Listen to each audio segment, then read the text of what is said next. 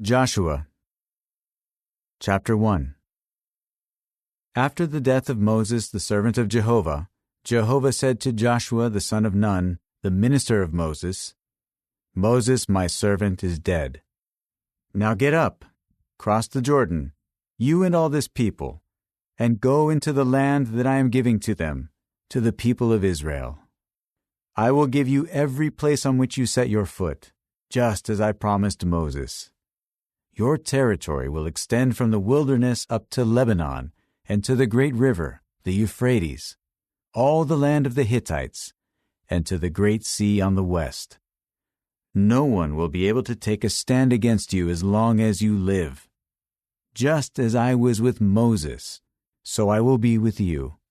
I will neither desert you nor abandon you. Be courageous and strong, for you are the one who will cause this people to inherit the land that I swore to their forefathers I would give to them. Only be courageous and very strong, and observe carefully the entire law that Moses my servant commanded you. Do not deviate from it either to the right or to the left, so that you may act wisely wherever you go. This book of the law should not depart from your mouth, and you must read it in an undertone day and night, in order to observe carefully all that is written in it. For then your way will be successful, and then you will act wisely. Have I not commanded you? Be courageous and strong. Do not be struck with terror or fear, for Jehovah your God is with you wherever you go." Then Joshua commanded the officers of the people, "Pass throughout the camp and give this command to the people. Get provisions ready, because in 3 days you will cross the Jordan to go in and take possession of the land that Jehovah your God is giving you to possess."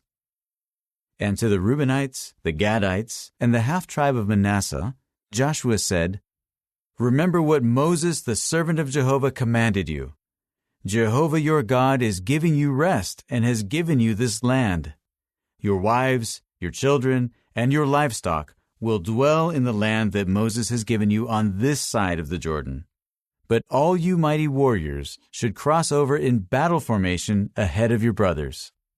You must help them until Jehovah gives your brothers rest, just as he has given you, and they also take possession of the land that Jehovah your God is giving them. Then return to the land you were given to occupy, and take possession of it, the land that Moses the servant of Jehovah gave you on the east side of the Jordan." They answered Joshua, "We will do all that you have commanded, and we will go wherever you send us. Just as we listened to everything Moses said, so we will listen to you. Only may Jehovah your God be with you, just as he was with Moses. Any man who rebels against your order and does not obey every command you give him will be put to death. Only be courageous and strong." Chapter 2. Then Joshua the son of Nun secretly sent 2 men out from Shittim as spies. He told them, "Go and inspect the land, especially Jericho." So they went and came to the house of a prostitute named Rahab, and they stayed there. The king of Jericho was told, "Look, Israelite men have come in here tonight to spy out the land." At that, the king of Jericho sent word to Rahab, "Bring out the men who came and are staying in your house, for they have come to spy out the entire land." But the woman took the 2 men and hid them. Then she said, "Yes, the men came to me, but I did not know where they were from. And at dark when the city gate was about to be closed, the men went out. I do not know where the men went, but if you quickly chase after them, you will catch up with them." However, she had taken them up to the roof and hidden them among stalks of flax laid in rows on the roof. So the men chased after them in the direction of the Jordan at the fords, and the city gate was shut once the pursuers had gone out. Before the men lay down to sleep, she came up to them on the roof. She said to the men, "I do know that Jehovah will give you the land, and that the fear of you has fallen upon us. All the inhabitants of the land are disheartened because of you. For we heard how Jehovah dried up the waters of the Red Sea before you when you left Egypt, and what you did to the 2 kings of the Amorites, Sihon and Og, whom you devoted to destruction on the other side of the Jordan. When we heard about it, we lost heart, and no one has any courage because of you. For Jehovah your God is God in the heavens above and on the earth beneath. Now, please, swear to me by Jehovah that, because I showed loyal love to you, you will also show loyal love to my father's household. And you must give me a sign of good faith. You must spare the lives of my father and mother, my brothers and sisters, and all who belong to them, and you must save us from death." At that, the men said to her, "We will give our lives for yours. If you do not tell about our mission, then we will show loyal love and faithfulness toward you when Jehovah gives us the land." After that, she let them down by a rope through the window, for her house was on the side of the city wall. In fact, she was dwelling on the wall. Then she said to them, "Go to the mountainous region and hide there for 3 days, so that those pursuing you may not find you. Then, after your pursuers have come back, you can go on your way." The men said to her, "We will be free from guilt respecting this oath that you made us swear, unless, when we come into the land, you tie this cord of scarlet thread in the window by which you let us down. You should gather your father, your mother, your brothers, and all your father's household with you into the house. Then if anyone goes out the doors of your house into the open, his blood will be on his own head, and we will be free from guilt. But if harm comes to anyone who remains with you in the house, his blood will be on our heads. But if you report our mission, we will be free from guilt respecting your oath that you made us swear." She replied, "Let it be according to your words." With that she sent them off, and they went their way. Afterward she tied the scarlet cord in the window. So they left and went to the mountainous region and stayed there for 3 days, until the pursuers returned. The pursuers had been looking for them on every road, but did not find them. The 2 men then descended from the mountainous region and crossed the river and came to Joshua the son of Nun. They related to him all the things that had happened to them. Then they said to Joshua, "Jehovah has handed over the entire land to us. In fact, all the inhabitants of the land are disheartened because of us." Chapter 3. Then Joshua got up early in the morning, and he and all the Israelites departed from Shittim and came to the Jordan. They spent the night there before crossing over. After 3 days, the officers passed throughout the camp and commanded the people, "As soon as you see the Ark of the Covenant of Jehovah your God being carried by the Levitical priests, you should depart from your place and follow it. But keep a distance of about 2,000 cubits from it. Do not come any nearer to it, so that you may know which is the way to go, for you have not traveled on this way before." Joshua now said to the people, "Sanctify yourselves, for tomorrow Jehovah will do wonderful things among you."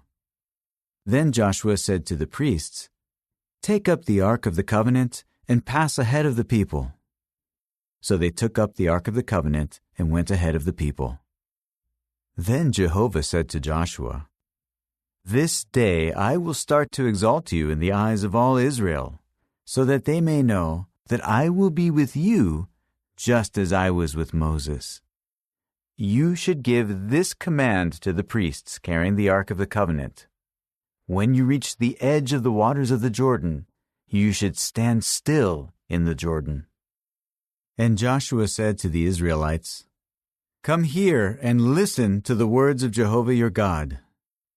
Joshua then said, "By this you will know that a living God is among you, and that he will without fail drive away from before you the Canaanites, the Hittites, the Hivites, the Perizzites, the Girgashites, the Amorites, and the Jebusites.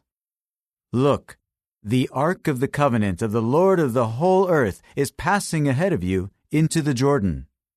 Now take 12 men from the tribes of Israel, 1 man for each tribe, and as soon as the soles of the feet of the priests carrying the ark of Jehovah, the Lord of the whole earth, touch the waters of the Jordan flowing from upstream will be halted, and they will stand still like a dam. So when the people departed from their tents just before crossing the Jordan, the priests carrying the ark of the covenant went ahead of the people. As soon as the carriers of the ark reached the Jordan, and the priests carrying the ark dipped their feet into the edge of the waters, now the Jordan overflows its banks all the days of harvest, the waters flowing from upstream stood still. They rose up like a dam very far away at Adam, the city near Zarethan, while the waters descending toward the Sea of the Arabah, the Salt Sea, drained away. They were halted, and the people crossed over opposite Jericho. While the priests carrying the ark of Jehovah's covenant kept standing still on dry ground in the middle of the Jordan, all Israel crossed over on dry ground until the whole nation had finished crossing the Jordan. Chapter 4. As soon as the whole nation had finished crossing the Jordan, Jehovah said to Joshua, "Take 12 men from the people, 1 man from each tribe, and give them this command. Take up 12 stones from the middle of the Jordan, from the place where the priests' feet stood still, and carry them over with you and set them down in the place where you will spend the night." So Joshua called the 12 men whom he had appointed from the Israelites, 1 man from each tribe. And Joshua said to them, "Pass ahead of the ark of Jehovah your God to the middle of the Jordan, and each of you should lift up a stone on his shoulder, according to the number of the tribes of the Israelites, to serve as a sign among you. If your children should later ask you, 'Why do you have these stones?'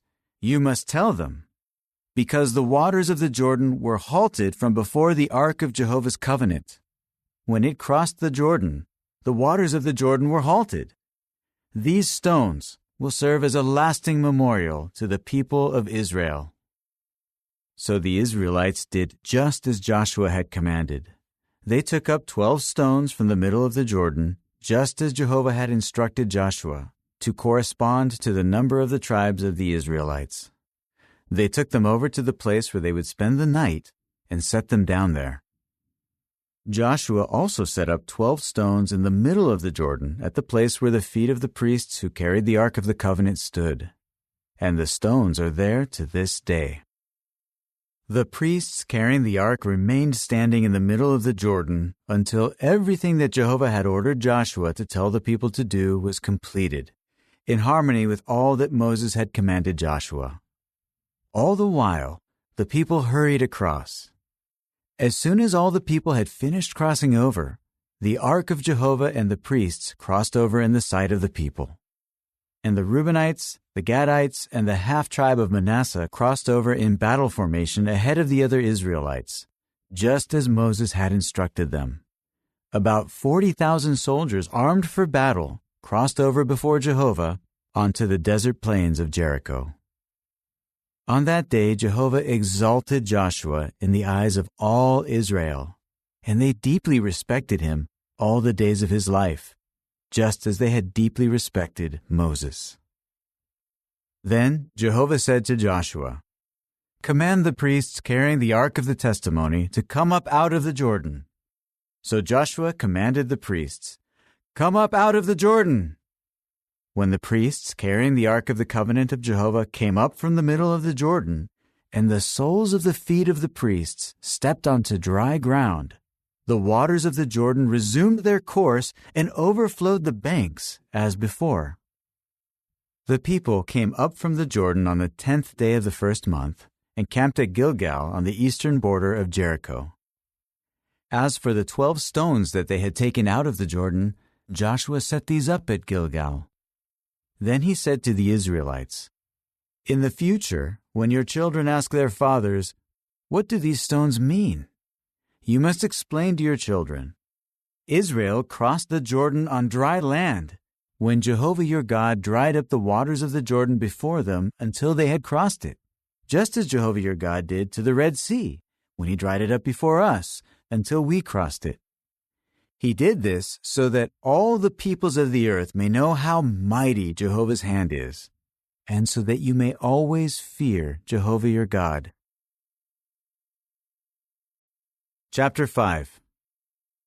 As soon as all the kings of the Amorites who were on the west side of the Jordan, and all the kings of the Canaanites who were by the sea, heard that Jehovah had dried up the waters of the Jordan before the Israelites until they had crossed over, they lost heart, and they lost all courage because of the Israelites.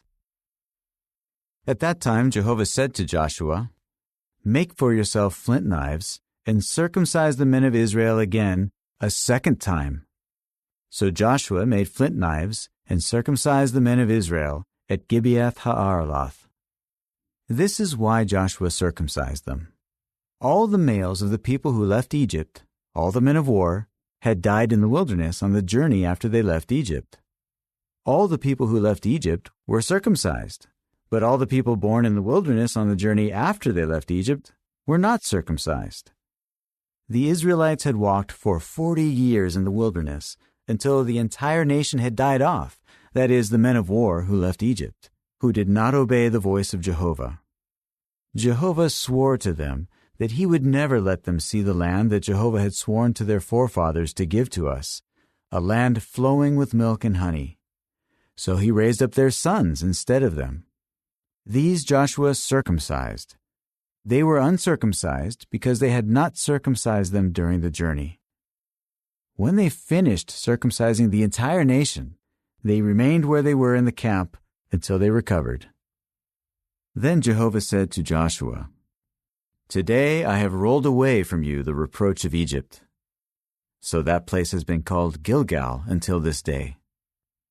The Israelites continued to camp at Gilgal, and they observed the Passover on the 14th day of the month, in the evening, on the desert plains of Jericho.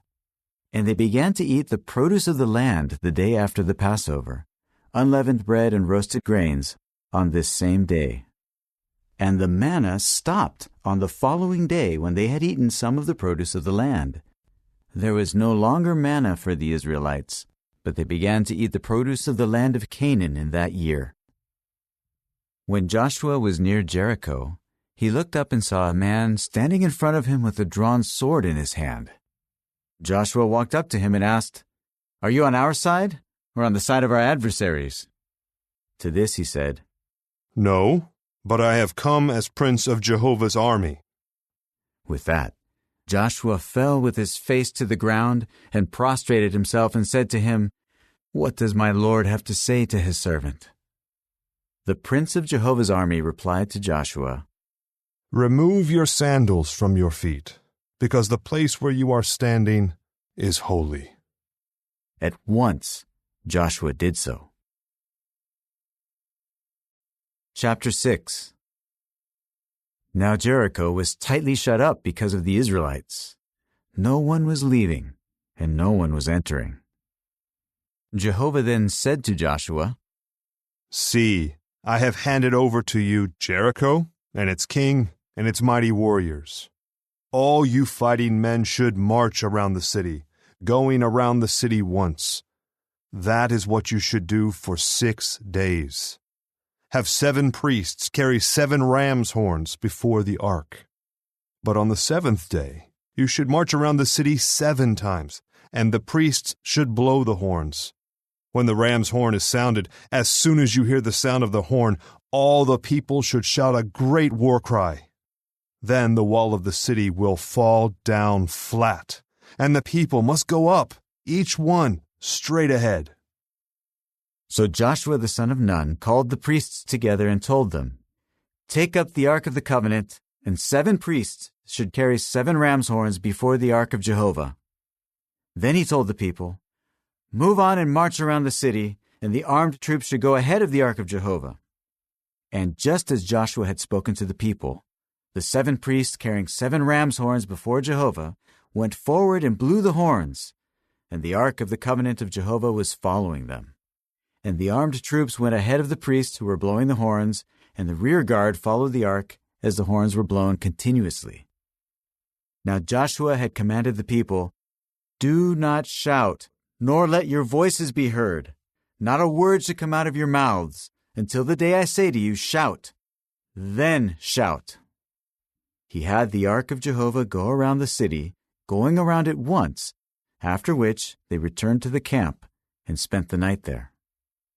The next morning Joshua got up early, and the priests took up the ark of Jehovah, and 7 priests carrying 7 ram's horns walked before the ark of Jehovah, continuously blowing the horns.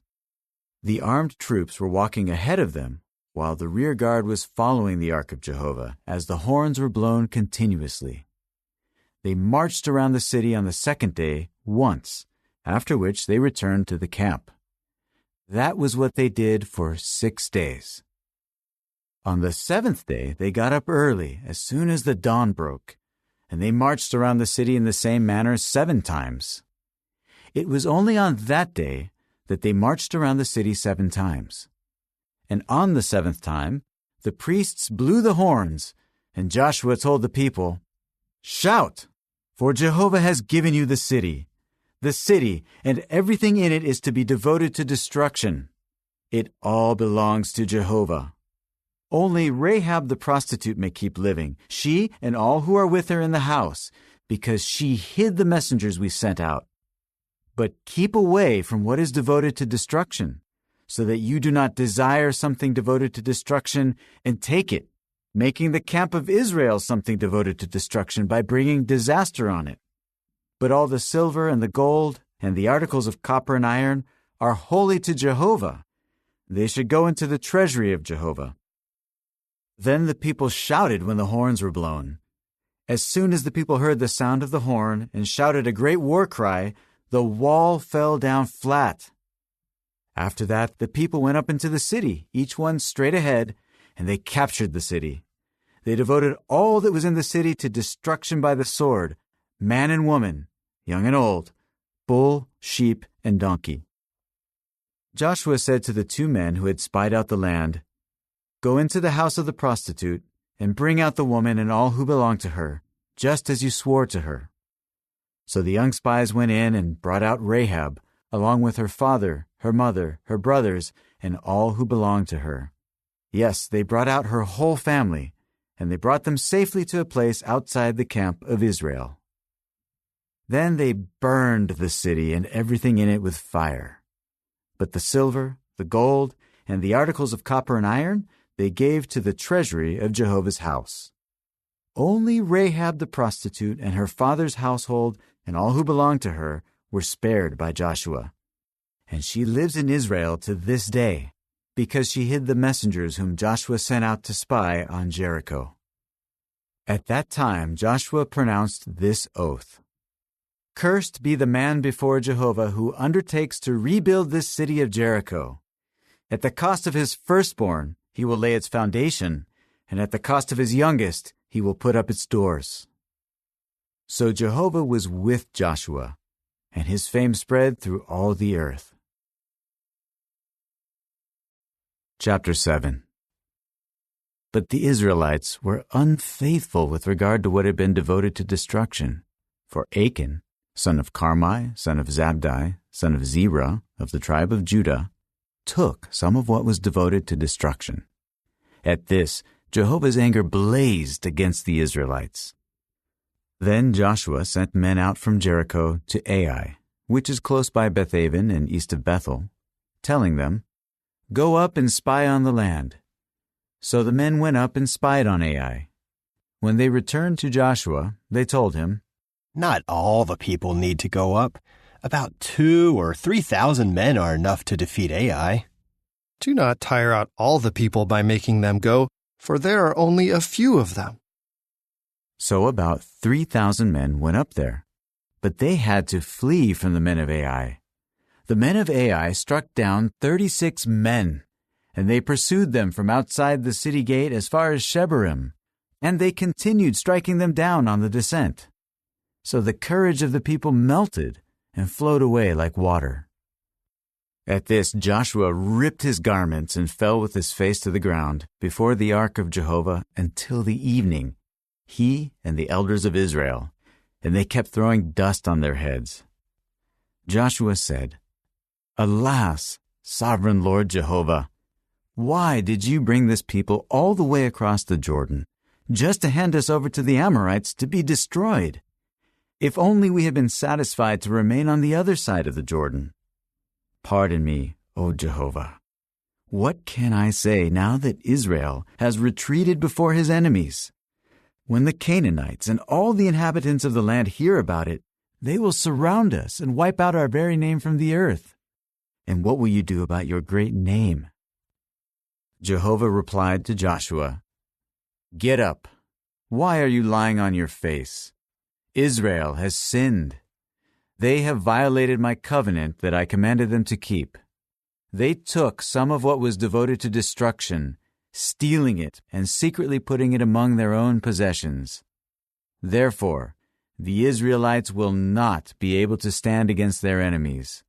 They will turn their backs and flee from their enemies, because they have become something devoted to destruction. I will not be with you again unless you annihilate from your midst what was devoted to destruction. Get up and sanctify the people. Tell them, 'Sanctify yourselves for tomorrow, for this is what Jehovah the God of Israel says. What is devoted to destruction is among you, O Israel. You will not be able to stand against your enemies until you remove from your midst the thing devoted to destruction.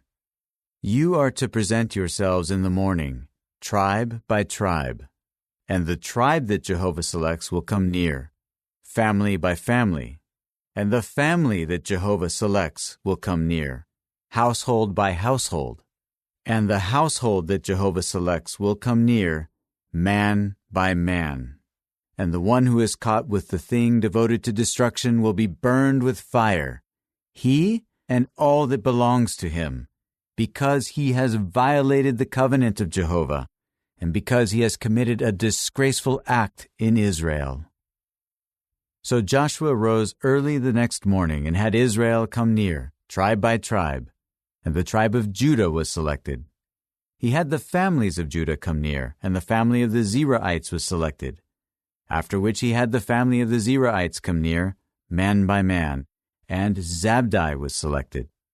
Finally, he had the household of Zabdi come near, man by man, and Achan, son of Carmi, son of Zabdi, son of Zerah, of the tribe of Judah, was selected. Then Joshua said to Achan, "My son, please, honor Jehovah the God of Israel, and make confession to him. Tell me, please, what you have done. Do not hide it from me." Achan answered Joshua, "For a fact, I am the one who sinned against Jehovah, the God of Israel, and this is what I have done. When I saw among the spoil a good-looking official garment from Shinar, and 200 shekels of silver, and 1 gold bar weighing 50 shekels, I desired them. So I took them. They are now hidden in the ground inside my tent, with the money underneath."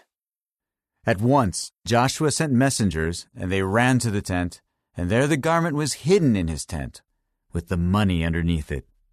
So they took the things out of the tent and brought them to Joshua and all the Israelites, and placed them before Jehovah. Joshua and all Israel with him then took Achan the son of Zerah, the silver, the official garment, and the bar of gold, along with his sons, his daughters, his bull, his donkey, his flock, his tent, and everything that was his, and they brought them up to the valley of Achor. Joshua said, "Why have you brought disaster upon us?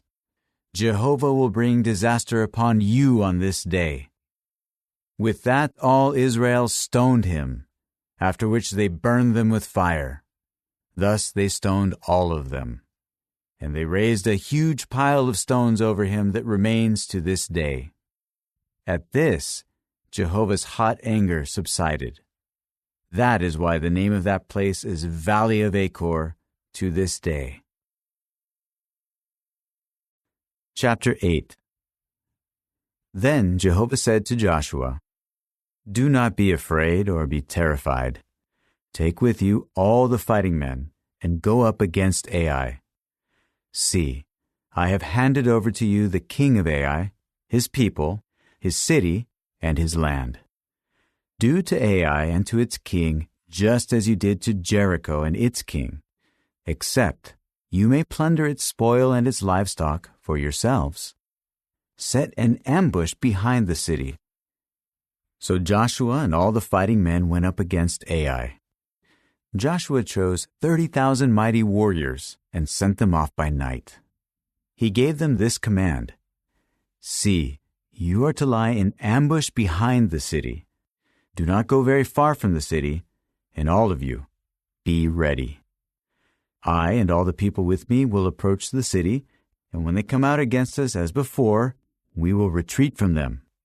When they come out after us, we will draw them away from the city, for they will say, 'They are retreating from us just as before,' and we will retreat from them. Then you should rise up from the ambush and capture the city. Jehovah your God will hand it over to you. As soon as you have seized the city, you should set it on fire. You should do according to Jehovah's word. See, I have given you your orders." Then Joshua sent them out, and they marched to the place of ambush. They took a position between Bethel and Ai, to the west of Ai, while Joshua spent that night with the people. After Joshua rose up early in the morning and gathered the troops, he and the elders of Israel led them to Ai. All the fighting men who were with him marched up and advanced to the front of the city. They camped to the north of Ai, with the valley between them and Ai. In the meantime, he had taken about 5,000 men and had set them as an ambush between Bethel and Ai, to the west of the city. So the people set the main camp to the north of the city and the rear guard west of the city, and Joshua went that night into the middle of the valley. And as soon as the king of Ai saw this, he and the men of the city hurried out early in the morning to meet Israel in battle at a certain place overlooking the desert plain. But he did not know that there was an ambush set against him to the rear of the city. When the men of Ai attacked, Joshua and all Israel fled along the road in the direction of the wilderness. Then all the people who were in the city were summoned to pursue them, and as they pursued Joshua, they were drawn away from the city. Not a man was remaining in Ai and Bethel who did not go out after Israel. They left the city wide open and pursued Israel. Jehovah now said to Joshua, "Stretch out the javelin that is in your hand toward Ai, for into your hand I will give it." So Joshua stretched out the javelin that was in his hand toward the city. The moment he stretched out his hand, the ambush rose up quickly from its place and ran into the city and captured it. They immediately set the city on fire. When the men of Ai turned around, they saw the smoke of the city rising to the sky, and they had no strength to flee in any direction. Then the people who had been fleeing toward the wilderness turned on their pursuers. When Joshua and all Israel saw that the ambush had captured the city and saw the smoke of the city rising, they turned around and attacked the men of Ai. And the others came out of the city to meet them, so that the men of Ai were trapped in the middle, with some Israelites on this side and some on that side, and they struck them down until there was not one survivor or escapee remaining. But they caught the king of Ai alive and brought him before Joshua. After Israel finished killing all the inhabitants of Ai in the field, in the wilderness where they had pursued them, and every last one of them had fallen by the sword, then all Israel returned to Ai and struck it with the sword. All those who fell on that day, from man to woman, amounted to 12,000, all the people of Ai. Joshua did not draw back his hand with which he had stretched out the javelin until he had devoted all the inhabitants of Ai to destruction. However, Israel took the livestock and the spoil of that city for themselves, according to the orders that Jehovah had given to Joshua. Then Joshua burned Ai and reduced it to a permanent mound of ruins, as it remains to this day. He hung the king of Ai on a stake until the evening, and as the sun was about to set, Joshua gave the order to take his dead body down from the stake. Then they pitched it at the entrance of the city gate and raised up a great pile of stones over him, which is there to this day.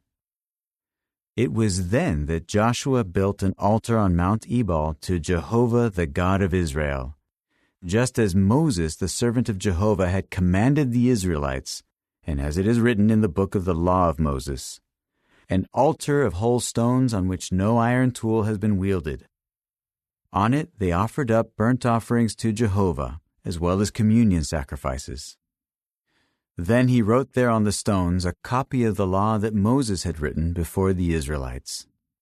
All Israel, their elders, the officers, and their judges, were standing on both sides of the ark in front of the Levitical priests who were carrying the ark of the covenant of Jehovah. The foreign residents were there as well as the natives. Half of them stood in front of Mount Gerizim, and the other half in front of Mount Ebal, just as Moses, the servant of Jehovah, had previously commanded, to bless the people of Israel. After this, he read aloud all the words of the law, the blessings and the curses, according to all that is written in the book of the law. There was not a word of all that Moses had commanded that Joshua did not read aloud in front of all the congregation of Israel, including the women and children and the foreign residents who were living among them. Chapter 9. When all the kings who were on the west side of the Jordan heard what had happened, those in the mountainous region, in the Shephelah, along the entire coast of the Great Sea, and in front of Lebanon, the Hittites, the Amorites, the Canaanites, the Perizzites, the Hivites, and the Jebusites, they formed an alliance to fight against Joshua and Israel. The inhabitants of Gibeon also heard what Joshua had done to Jericho and Ai.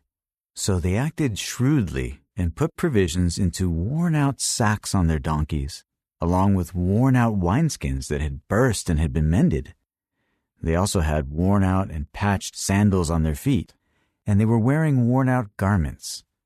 All the bread of their provisions was dry and crumbly. Then they went to Joshua at the camp at Gilgal and said to him and the men of Israel, "We have come from a distant land. Now make a covenant with us." But the men of Israel said to the Hivites, "Perhaps you are living near us, so how can we make a covenant with you?" They replied to Joshua, "We are your servants." Then Joshua said to them, "Who are you, and where do you come from?" At this they said to him, "Your servants have come from a very distant land out of regard for the name of Jehovah your God, because we have heard about his fame and about all he did in Egypt, and about all he did to the 2 kings of the Amorites who were on the other side of the Jordan, King Sihon of Heshbon and King Og of Bashan, who was in Ashtaroth. So our elders and all the inhabitants of our land told us, 'Take provisions with you for the journey and go to meet them. Tell them, we will be your servants. Now make a covenant with us.' This bread that we took as our provisions was still hot on the day we left our houses to come here to you.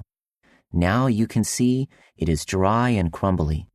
And these wineskins were new when we filled them, but now they have burst. And our garments and sandals have worn out because of the great length of the journey." At that the men took some of their provisions, but they did not inquire of Jehovah. So Joshua made peace with them and made a covenant with them to let them live, and that is what the chieftains of the assembly swore to them in an oath. At the end of 3 days, after they made a covenant with them, they heard that they lived nearby, in their vicinity. Then the Israelites set out and came to their cities on the 3rd day. Their cities were Gibeon, Kephirah, Beeroth, and Kiriath Jearim. But the Israelites did not attack them, because the chieftains of the assembly had sworn an oath to them by Jehovah the God of Israel. So all the assembly began to murmur against the chieftains. At this all the chieftains said to the entire assembly, "Since we swore an oath to them by Jehovah the God of Israel, we are not allowed to hurt them. This is what we will do.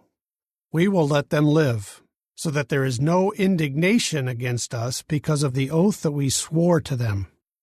And the chieftains added, Let them live, but let them become gatherers of wood and drawers of water for all the assembly. This is what the chieftains promised them.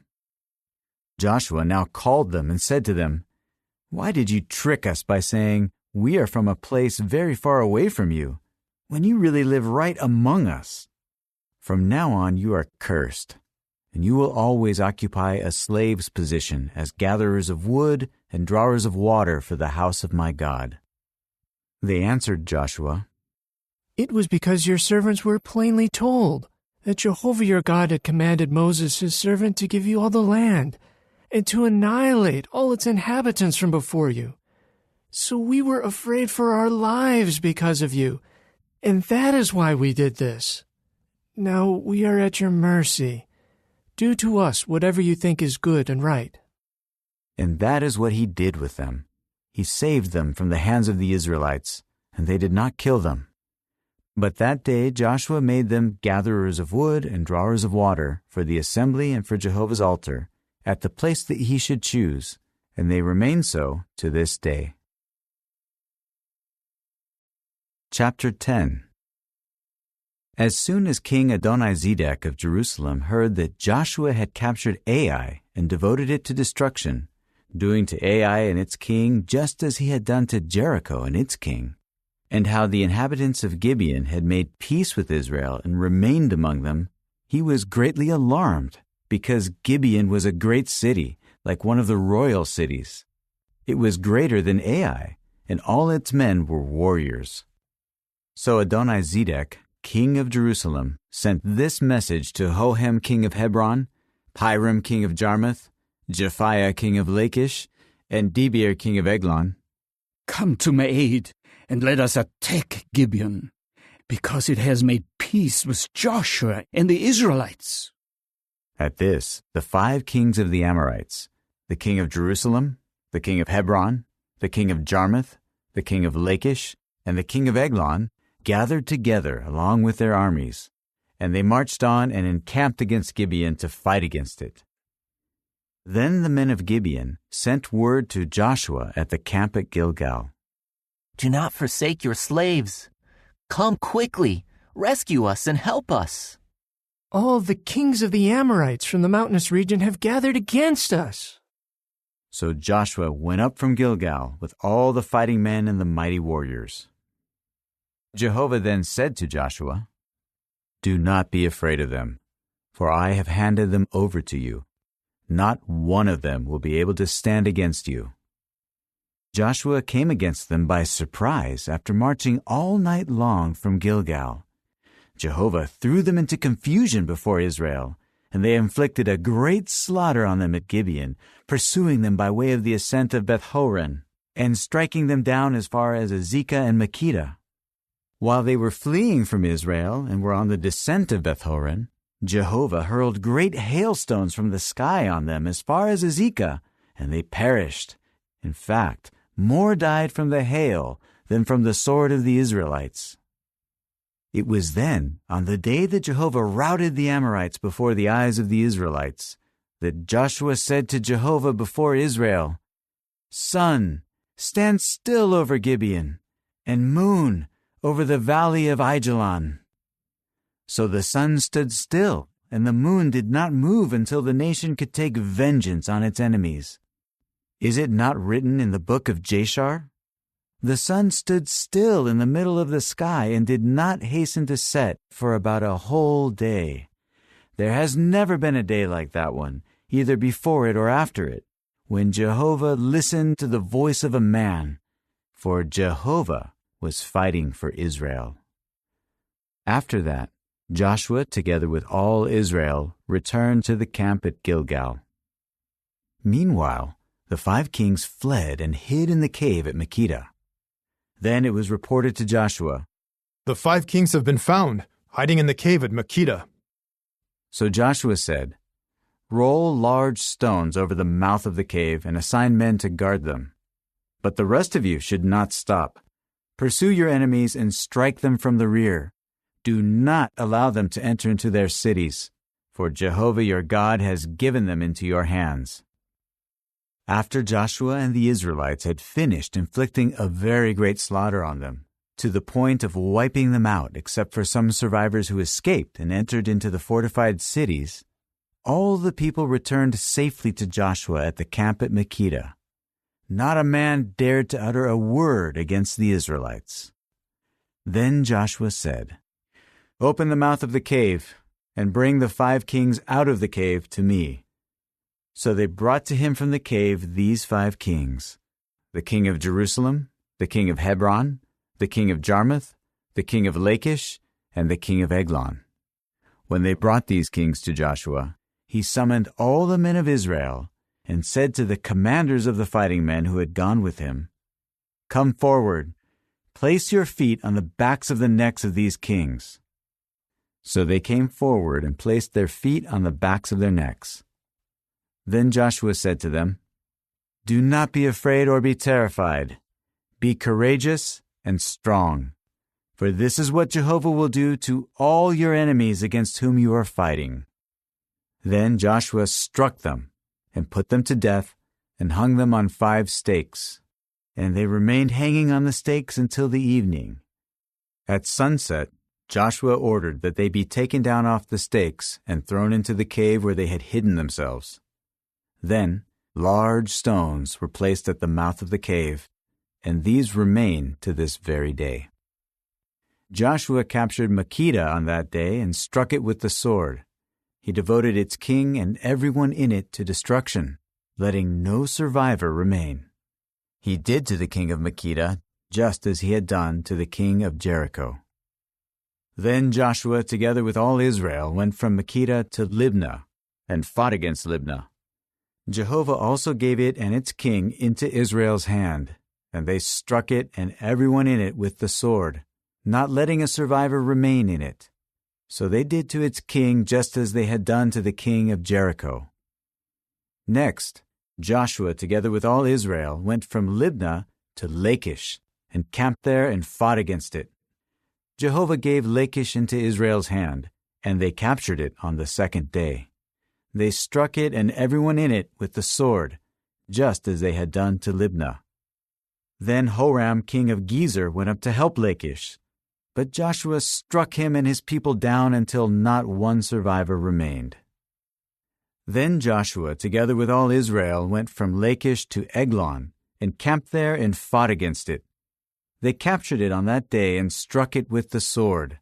They devoted everyone in it to destruction on that day, just as they had done to Lachish. Then Joshua, together with all Israel, went up from Eglon to Hebron and fought against it. They captured it and struck it, its king, its towns, and everyone in it with the sword, not letting any survivor remain. Just as he had done to Eglon, he devoted it and everyone in it to destruction. Finally, Joshua, together with all Israel, turned toward Debir and fought against it. He captured it, its king, and all its towns, and they struck them down with the sword, devoting everyone in it to destruction, not letting any survivor remain. He did to Debir and its king, just as he had done to Hebron and to Libnah and its king. Joshua conquered all the land of the mountainous region, the Negeb, the Shephelah, and the slopes, and all their kings, not letting any survivor remain. He devoted everything that breathed to destruction, just as Jehovah the God of Israel had commanded. Joshua conquered them from Kadesh Barnea to Gaza, and all the land of Goshen, and up to Gibeon. Joshua captured all these kings and their land, all at the same time, because it was Jehovah the God of Israel who was fighting for Israel. Then Joshua returned with all Israel to the camp at Gilgal. Chapter 11. As soon as Jabin, king of Hazor, heard of it, he sent word to Jobab, king of Madon, and to the king of Shimron, the king of Akshaph, the kings who were in the northern mountainous region, those in the plains south of Kinnereth, those in the Shephelah and on the slopes of Dor to the west, the Canaanites to the east and the west, the Amorites, the Hittites, the Perizzites, the Jebusites in the mountainous region, and the Hivites at the base of Hermon in the land of Mizpah. So they came out with all their armies, a vast multitude as numerous as the grains of sand on the seashore, together with very many horses and war chariots. All these kings agreed to meet, and they came and camped together at the waters of Merom to fight against Israel. At this Jehovah said to Joshua, "Do not be afraid because of them, for about this time tomorrow I am giving over all of them slain to Israel. Their horses you must hamstring, and their chariots you must burn in the fire." Joshua, together with all the fighting men, then launched a surprise attack against them along the waters of Merom. Jehovah gave them into Israel's hand, and they defeated them and pursued them as far as Great Sidon and Misrephoth-Maim and the valley of Mizpah to the east, and they struck them down until no survivors remained. Joshua then did to them just as Jehovah had told him. He hamstrung their horses and burned their chariots in the fire. Moreover, Joshua then returned and captured Hazor and struck down its king with the sword, because Hazor had formerly been the head of all these kingdoms. They struck down everyone in it with the sword, devoting them to destruction. Not a breathing thing was left. Then he burned Hazor in the fire. Joshua captured all the cities of these kings and defeated all their kings with the sword. He devoted them to destruction, just as Moses, the servant of Jehovah, had commanded. However, Israel did not burn any of the cities that stood on their mounds except Hazor. It was the only one Joshua burned. All the spoil of these cities and the livestock the Israelites plundered for themselves. But they struck every human with the sword until they had annihilated each one. They did not let anyone who breathed remain. Just as Jehovah had commanded Moses his servant, so Moses commanded Joshua, and so Joshua did. He left nothing undone of all that Jehovah had commanded Moses. Joshua conquered all this land, the mountainous region, all the Negeb, all the land of Goshen, the Shephelah, the Arabah, and the mountainous region of Israel and its Shephelah, from Mount Halak, which goes up to Seir, and as far as Baal-Gad in the valley of Lebanon at the base of Mount Hermon. And he captured all their kings and defeated them, putting them to death. Joshua waged war with all these kings for quite some time. There was no city that made peace with the Israelites except the Hivites inhabiting Gibeon. They conquered all the others by war. It was Jehovah who allowed their hearts to become stubborn so that they waged war against Israel, in order for him to devote them to destruction without any favorable consideration. They were to be annihilated, just as Jehovah had commanded Moses. At that time Joshua wiped out the Anakim from the mountainous region, from Hebron, Debir, Anab, and all the mountainous region of Judah and all the mountainous region of Israel. Joshua devoted them and their cities to destruction. There were no Anakim left in the land of the Israelites. They remained only in Gaza, in Gath, and in Ashdod. So Joshua took control of all the land, just as Jehovah had promised Moses. And then Joshua gave it as an inheritance to Israel by their shares to be divided among their tribes. And the land had rest from war. Chapter 12. Now these are the kings of the land whom the Israelites defeated, whose land they took possession of on the east side of the Jordan, from the Arnon valley up to Mount Hermon, and all the Arabah toward the east. King Sihon of the Amorites, who lived in Heshbon and ruled from Aroer, which was on the rim of the Arnon valley, and from the middle of the valley, and half of Gilead as far as the valley of Jabbok, the boundary of the Ammonites. He also ruled over the Arabah as far as the Sea of Kinnereth toward the east, and as far as the Sea of the Arabah, the Salt Sea, to the east in the direction of Beth-Jeshemoth, and toward the south under the slopes of Pisgah. Also the territory of King Og of Bashan, who was one of the last of the Rephaim, and who lived in Ashtaroth and Edrei, and ruled in Mount Hermon, in Salika, and in all Bashan, as far as the boundary of the Geshurites and the Maacathites, and half of Gilead, to the territory of King Sihon of Heshbon. Moses, the servant of Jehovah, and the Israelites defeated them, after which Moses, the servant of Jehovah, gave their land as a possession to the Reubenites, the Gadites, and the half-tribe of Manasseh. These are the kings of the land whom Joshua and the Israelites defeated on the west side of the Jordan, from Baal-gad in the valley of Lebanon and as far as Mount Halak, which goes up to Seir, after which Joshua gave their land to the tribes of Israel as a possession by their shares, in the mountainous region, in the Shephelah, in the Arabah, on the slopes, in the wilderness, and in the Negeb, the land of the Hittites, the Amorites, the Canaanites, the Perizzites, the Hivites, and the Jebusites. The king of Jericho, 1. The king of Ai, which was beside Bethel, 1. The king of Jerusalem, 1. The king of Hebron, 1. The king of Jarmuth, 1.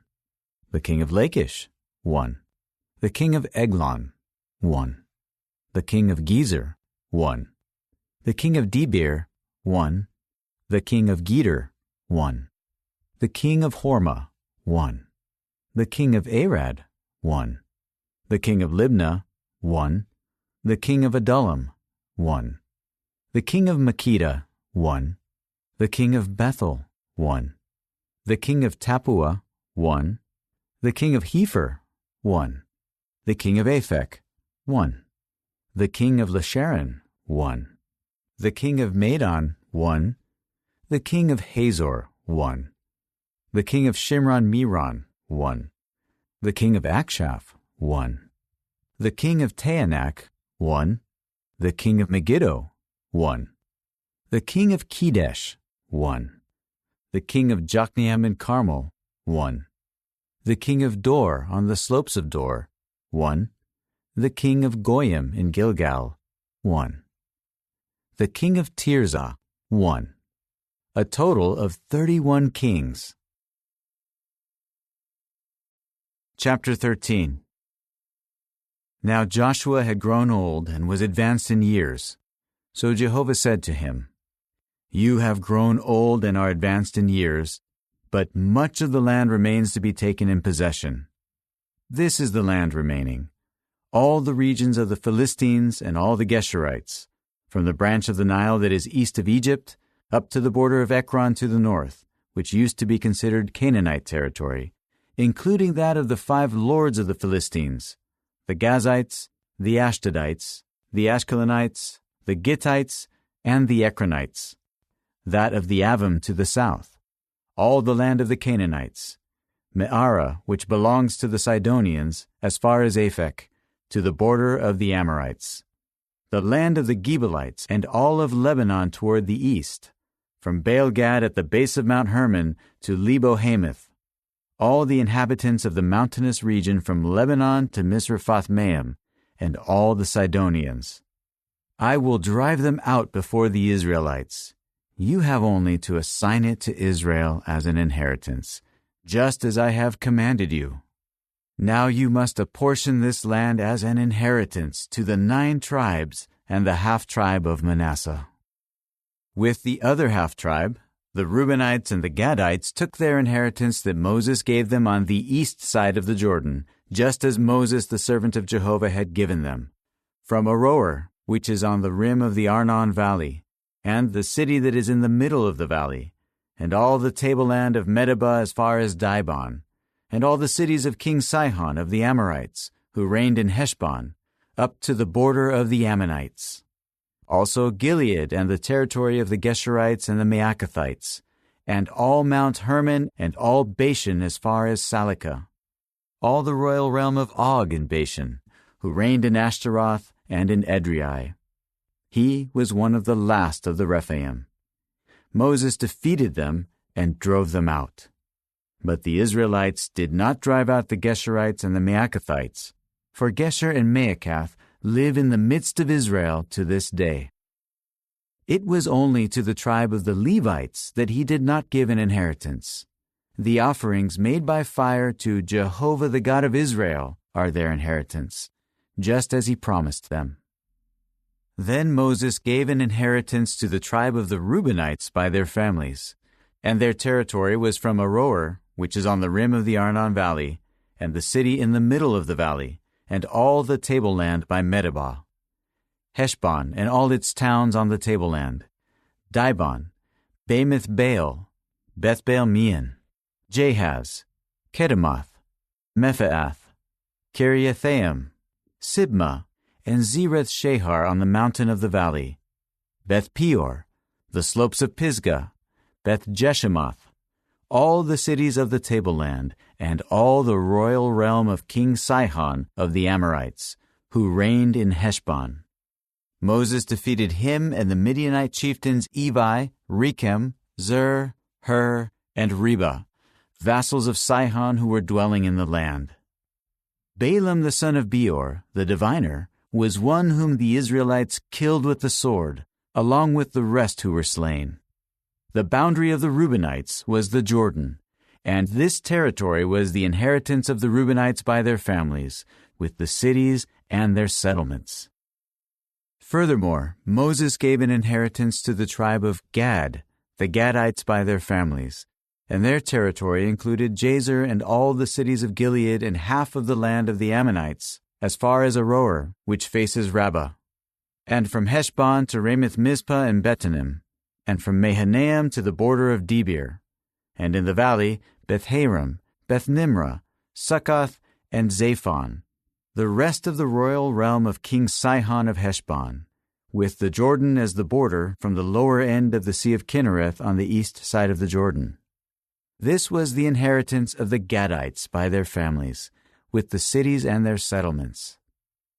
Further, Moses gave an inheritance to the half-tribe of Manasseh, to half of the tribe of Manasseh by their families, and their territory extended from Mahanaim and took in all of Bashan, all the royal realm of King Og of Bashan, and all the tent villages of Jair in Bashan, 60 towns, and half of Gilead and Ashtaroth and Edrei, the cities of the royal realm of Og in Bashan, went to the sons of Machir the son of Manasseh, to half of the sons of Machir by their families.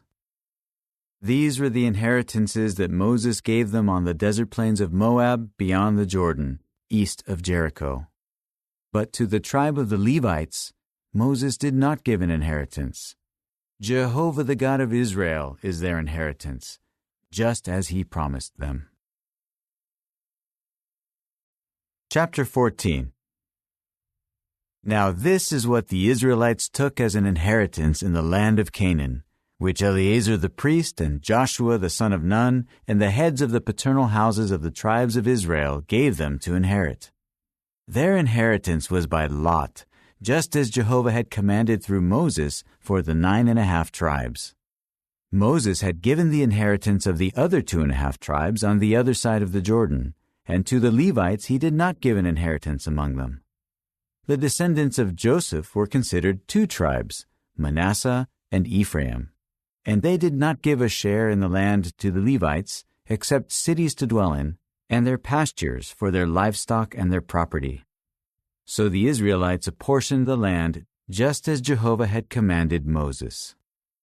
Then the men of Judah approached Joshua in Gilgal, and Caleb the son of Jephunneh the Kenizzite said to him, "You well know what Jehovah said to Moses, the man of the true God, about you and me at Kadesh Barnea.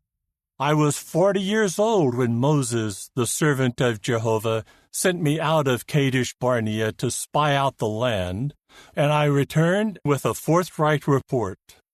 Although my brothers who went up with me caused the people to lose heart, I followed Jehovah my God wholeheartedly. Moses swore on that day, saying, 'The land on which your foot has walked will become a lasting inheritance for you and your sons, because you have followed Jehovah my God wholeheartedly.' Now, just as he promised, Jehovah has preserved me alive these 45 years since Jehovah made this promise to Moses when Israel walked in the wilderness. I am still here today, 85 years old, And today I am as strong as on the day Moses sent me out. My strength is now as it was then, for war and for other activities. Therefore, give me this mountainous region that Jehovah promised on that day.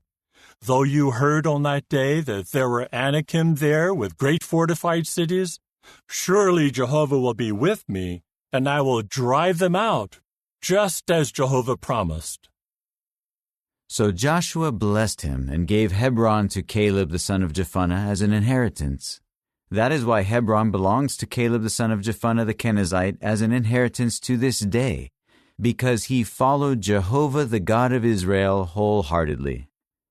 The name of Hebron was previously Kiriath Arba. Arba was the great man among the Anakim.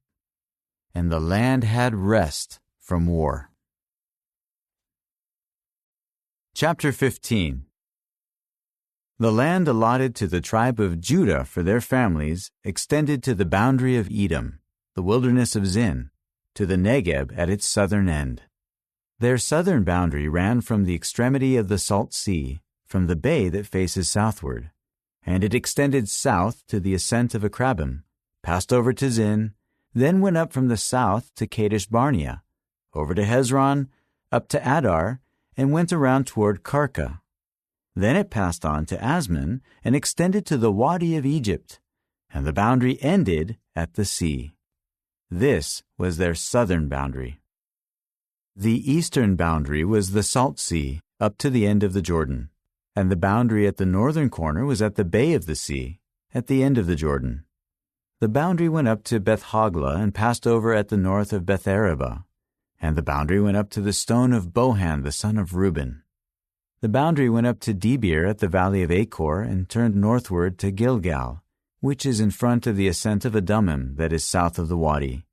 And the boundary passed over to the waters of En-Shemesh and ended at En-Rogel.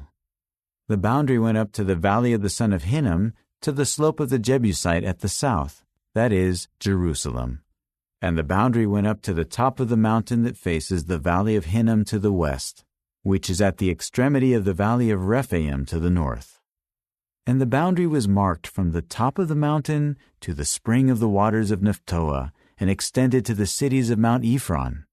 And the boundary was marked to Baalah, that is, Kiriath Jearim. The boundary went around from Baalah westward to Mount Seir, and passed over to the slope of Mount Jearim at the north, that is, Kesalon. And it went down to Beth Shemesh, and passed over to Timnah. And the boundary extended to the slope of Ekron to the north, and the boundary was marked to Shikharon, and passed over to Mount Baalah, and extended to Jabneel, and the boundary ended at the sea. The western boundary was at the Great Sea and its coast. This was the boundary of the descendants of Judah by their families on all sides. And to Caleb the son of Jephunneh, he gave a share among the descendants of Judah at the order of Jehovah to Joshua, namely Kiriath Arba. Arba was the father of Anak, that is, Hebron. So Caleb drove out from there the 3 sons of Anak, Sheshai, Ahiman, and Talmai, descendants of Anak. Then he went up from there against the inhabitants of Debir. The name of Debir was previously Kiriath Sepher. Caleb then said, To the man who strikes Kiriath Sepher and captures it, I will give my daughter Achsah as a wife. And Othniel, the son of Kenaz, Caleb's brother, captured it. So he gave him his daughter Achsah as a wife. While she was going home, she urged him to ask her father for a field. Then she dismounted from her donkey. Caleb asked her, What do you want? She said, Please, grant me a blessing, for you have given me a piece of land in the south. Give me also Galath-Maim. So he gave her Upper Galath and Lower Galath. This was the inheritance of the tribe of Judah by their families.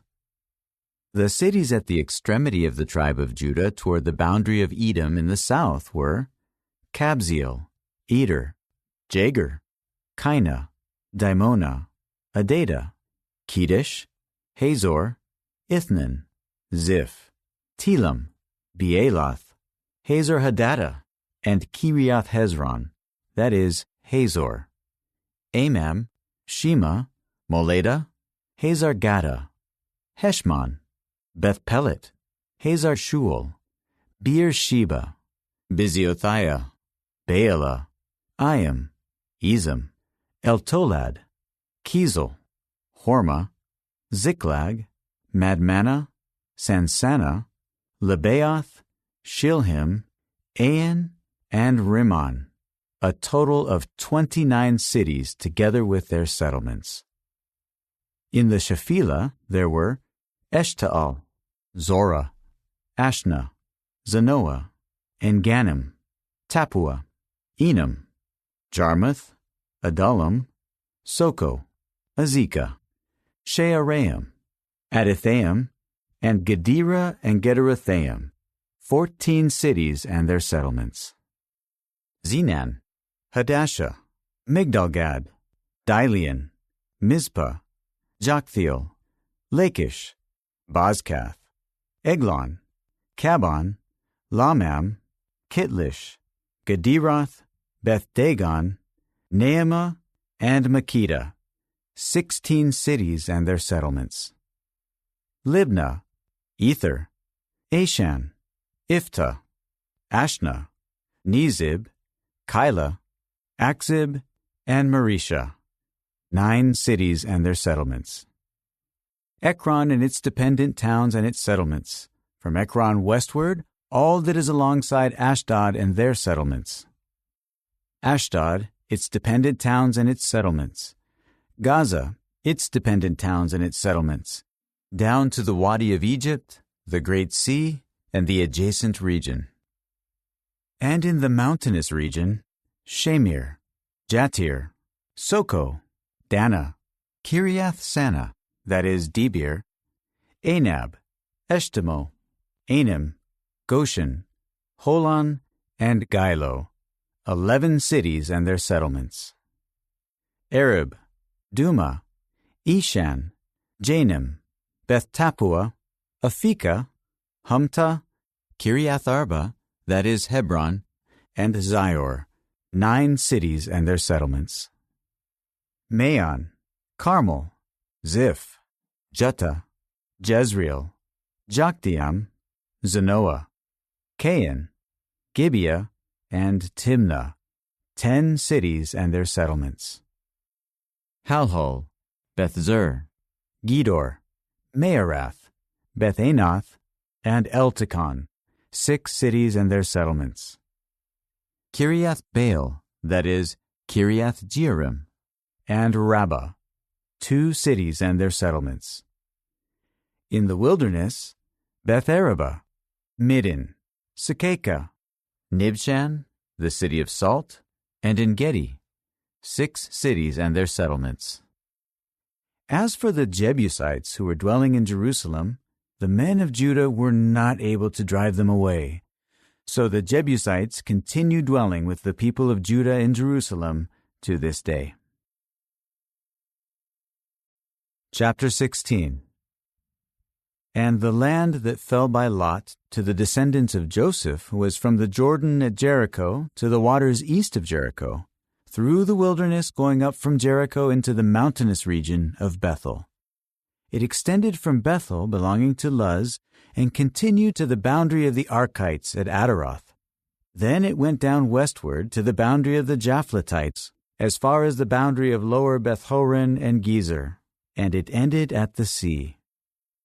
So Joseph's descendants, Manasseh and Ephraim, took possession of their land. The boundary of the descendants of Ephraim by their families was as follows. The boundary of their inheritance to the east was Adaroth Adar, as far as upper Beth-horon, and the boundary extended to the sea. Mikmetheth was on the north, and the boundary went around east to Taanath Shiloh, and it passed on the east to Genoa. Then it went down from Genoa to Adaroth and Naarah, and reached to Jericho, and extended to the Jordan. From Tappuah the boundary continued westward to the Wadi of Cana, and it ended at the sea. This is the inheritance of the tribe of Ephraim by their families. The descendants of Ephraim also had enclave cities in the midst of the inheritance of Manasseh, all the cities and their settlements. But they did not drive away the Canaanites who were dwelling in Gezer, and the Canaanites continue to dwell among Ephraim to this day, and have been subjected to forced labor. Chapter 17. Then the lot fell for the tribe of Manasseh, because he was Joseph's firstborn. Since Machir, the firstborn of Manasseh and the father of Gilead, was a man of war, he received Gilead and Bashan. And the lot fell for the rest of the descendants of Manasseh according to their families. For the sons of Abiezer, the sons of Helek, the sons of Azriel, the sons of Shechem, the sons of Hepher, and the sons of Shemida. These were the descendants of Manasseh the son of Joseph, the males according to their families. But Zelophehad, the son of Hepher, the son of Gilead, the son of Machir, the son of Manasseh, did not have sons, only daughters. And these were the names of his daughters: Mahlah, Noah, Haglah, Milcah, and Tirzah. So they presented themselves before Eleazar the priest, Joshua the son of Nun, and the chieftains, saying, "It was Jehovah who commanded Moses to give us an inheritance among our brothers." So at the order of Jehovah, he gave them an inheritance among the brothers of their father. There were also 10 allotments that fell to Manasseh apart from the land of Gilead and Bashan, which were on the other side of the Jordan. For the daughters of Manasseh received an inheritance along with his sons, and the land of Gilead became the property of the rest of the descendants of Manasseh. And the boundary of Manasseh was from Asher to Michmetheth, which faces Shechem, and the boundary continued toward the south to the land of the inhabitants of En-tappuah. The land of Tappuah became Manasseh's, but Tappuah on Manasseh's boundary belonged to the descendants of Ephraim. And the boundary went down to the Wadi of Cana, south of the Wadi. There were cities of Ephraim among the cities of Manasseh, and the boundary of Manasseh was on the north of the Wadi, and it ended at the sea. To the south it belonged to Ephraim, and to the north it belonged to Manasseh, and the sea was his boundary. And on the north they reached to Asher, and on the east to Issachar. In the territories of Issachar and Asher, Manasseh was given Bethshean and its dependent towns, Ibleam and its dependent towns, the inhabitants of Dor and its dependent towns, the inhabitants of Endor and its dependent towns, the inhabitants of Taanach and its dependent towns, and the inhabitants of Megiddo and its dependent towns, 3 of the heights. But the descendants of Manasseh were not able to take possession of these cities. The Canaanites persisted in dwelling in this land. When the Israelites grew strong, they subjected the Canaanites to forced labor, but they did not drive them out entirely. The descendants of Joseph said to Joshua, "Why have you given us as an inheritance only one lot and one allotment?" "We are a numerous people, for Jehovah has blessed us until now." Joshua replied to them, "If you are such a numerous people, go up to the forest and clear out a place for yourself there in the land of the Perizzites and the Rephaim, since the mountainous region of Ephraim is too cramped for you." Then the descendants of Joseph said, "The mountainous region is not enough for us, and all the Canaanites who are dwelling in the land of the valley have war chariots with iron scythes, both those in Bethshean and its dependent towns, and those in the valley of Jezreel." So Joshua said this to the house of Joseph, to Ephraim and Manasseh, "You are a numerous people, and you have great power. You will not receive only one lot, but the mountainous region will also be yours. Although it is a forest, you will clear it, and it will be the extremity of your territory. For you will drive away the Canaanites, even though they are strong and have war chariots with iron scythes." Chapter 18. Then all the assembly of the Israelites congregated at Shiloh, and they set up the tent of meeting there, as the land was now subdued before them. But there were still 7 tribes left of the Israelites whose inheritance had not been allotted. So Joshua said to the Israelites, How long will you put off going in to take possession of the land that Jehovah the God of your forefathers has given you? Give me 3 men from each tribe to send out. They should go out and walk throughout the land and map it out according to their inheritance. Then they should return to me. They must apportion it among themselves into 7 shares. Judah will remain in his territory to the south, and the house of Joseph will remain in their territory to the north.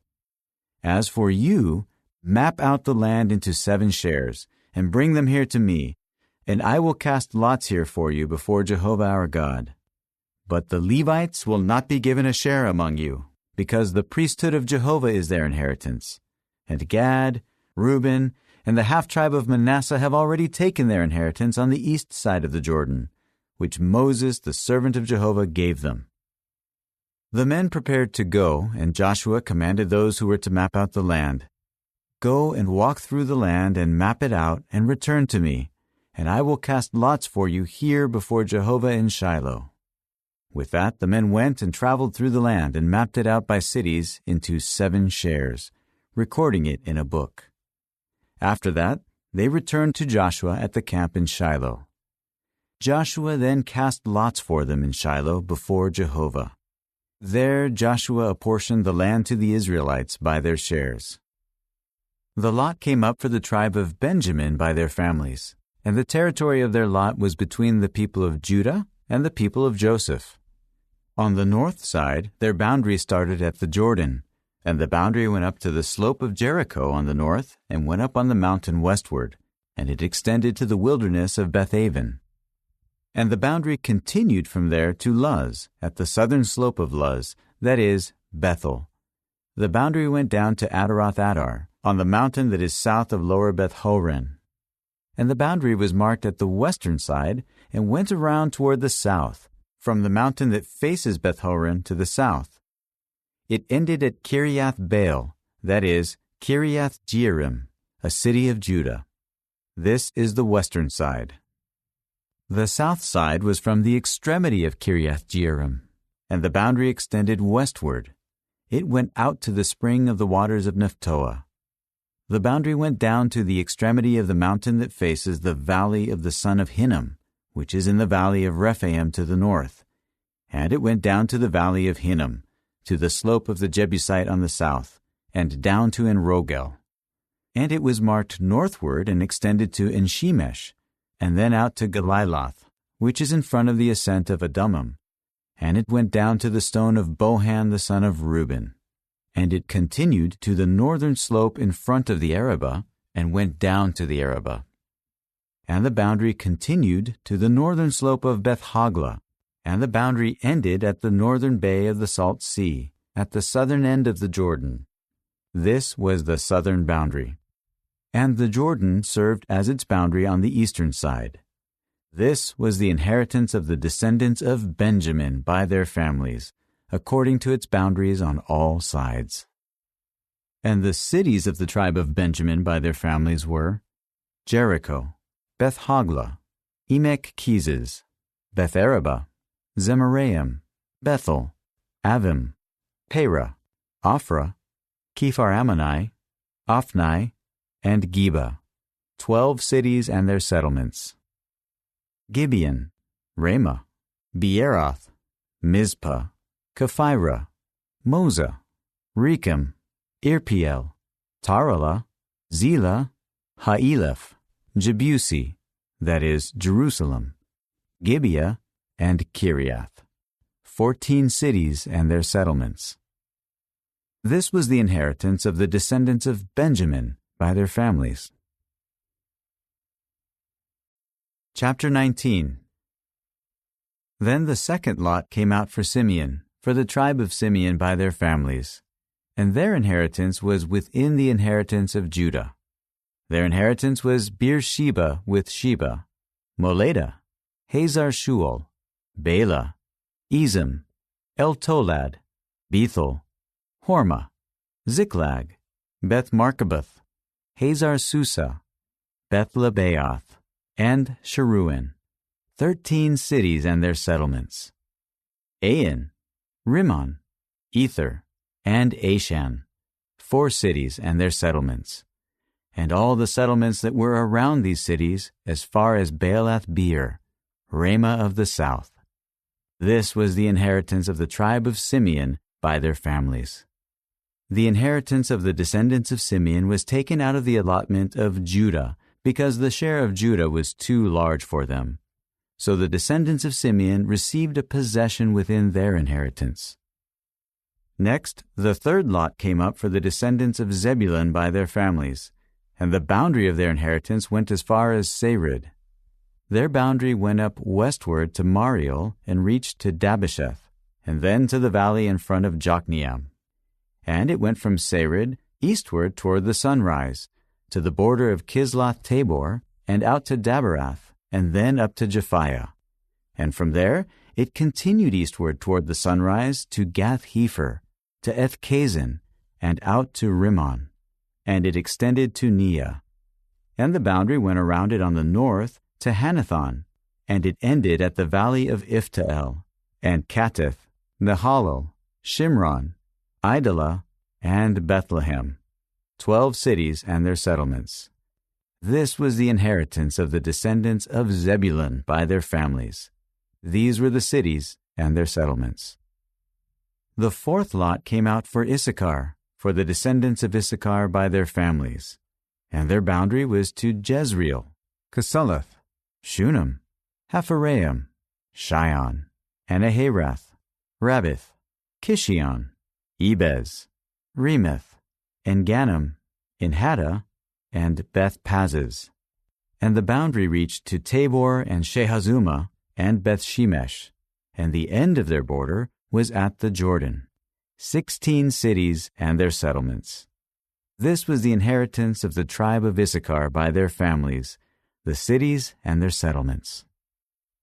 Then the fifth lot came out for the tribe of Asher by their families, and their boundary was Helkath, Halai, Beten, Akshaph, Elimelech, Amad, and Mishal.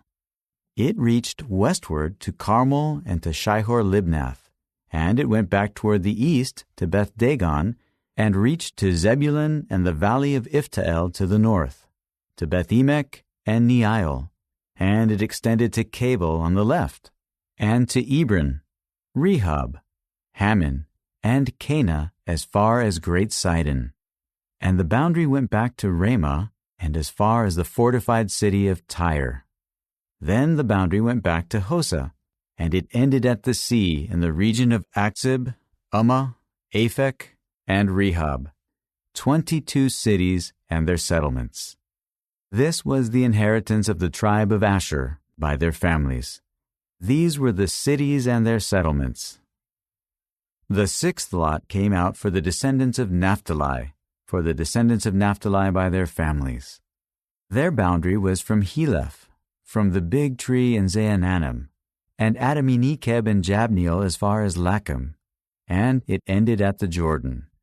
The boundary went back westward to Aznoth-Tabor, and extended from there to Hukkok, and reached to Zebulun on the south, and to Asher on the west, and to Judah at the Jordan toward the east.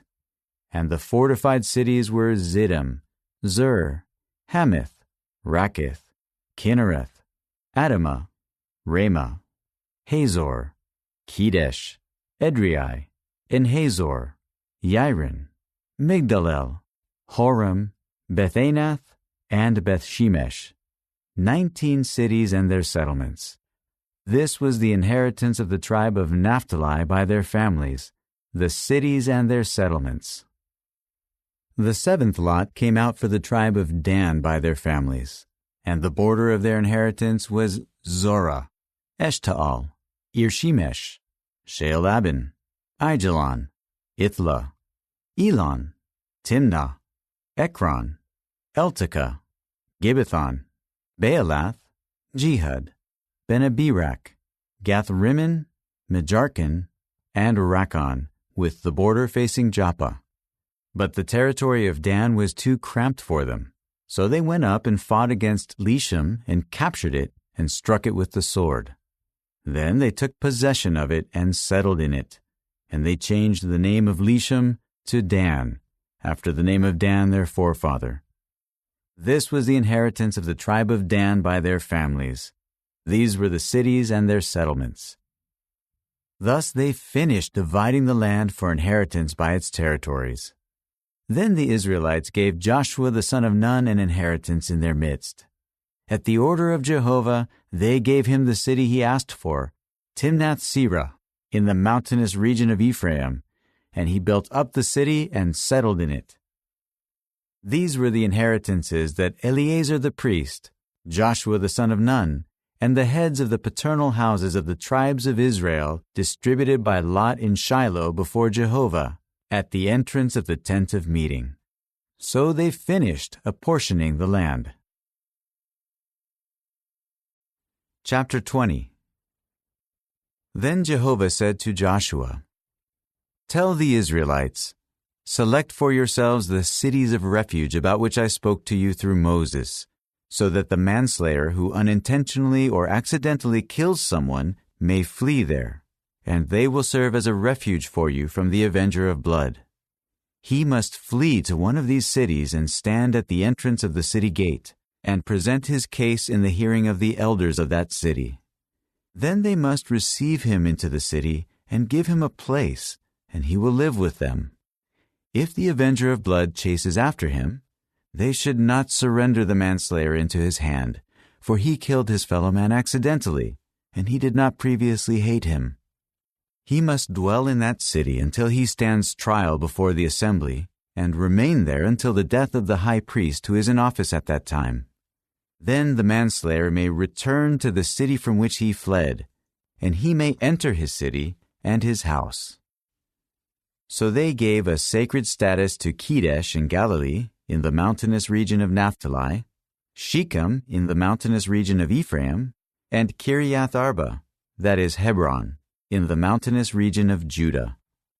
In the region of the Jordan, east of Jericho, they selected Bezer in the wilderness on the tableland out of the tribe of Reuben, Ramoth in Gilead out of the tribe of Gad, and Golan in Bashan out of the tribe of Manasseh.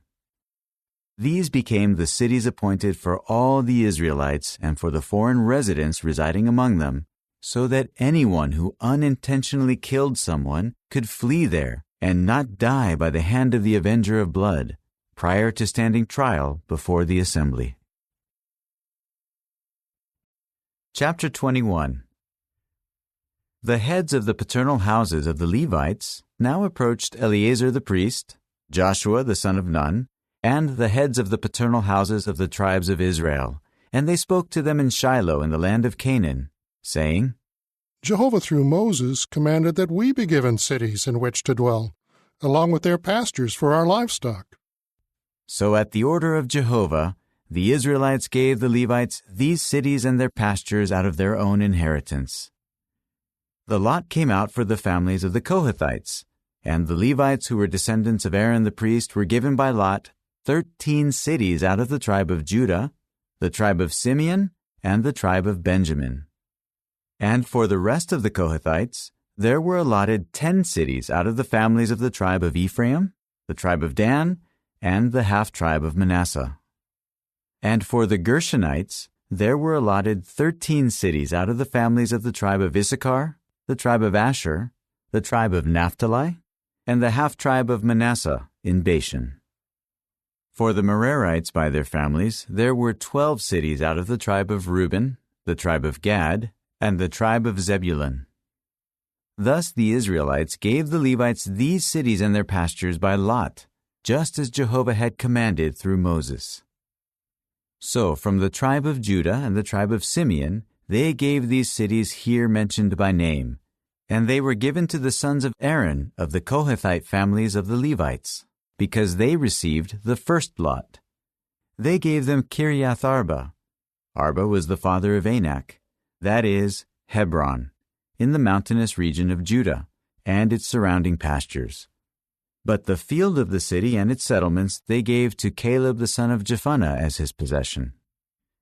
And to the sons of Aaron the priest they gave the city of refuge for the manslayer, namely Hebron with its pastures, also Libnah with its pastures, Jattir with its pastures, Eshtemoa with its pastures, Holon with its pastures, Debir with its pastures, Ain with its pastures, Juttah with its pastures, and Beth Shemesh with its pastures, 9 cities out of these 2 tribes.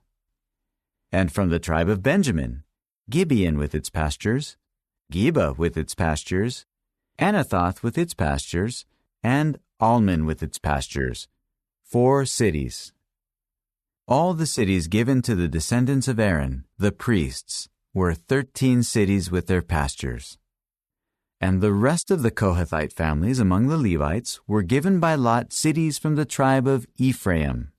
They gave them the city of refuge for the manslayer, namely Shechem with its pastures in the mountainous region of Ephraim, Gezer with its pastures, Kibzaim with its pastures, and Beth-horon with its pastures, 4 cities. And from the tribe of Dan, Eltekeh with its pastures, Gibbethon with its pastures, Aijalon with its pastures, Gathrimmon with its pastures, 4 cities. And from the half-tribe of Manasseh, Taanach with its pastures, and Gathrimmon with its pastures, 2 cities. All the cities together with their pastures that the rest of the families of the Kohathites received were 10.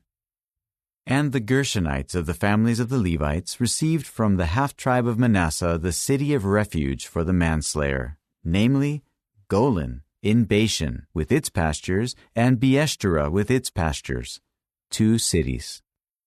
And from the tribe of Issachar, Kishion with its pastures, Daberath with its pastures, Jarmuth with its pastures, and Engannim with its pastures, 4 cities.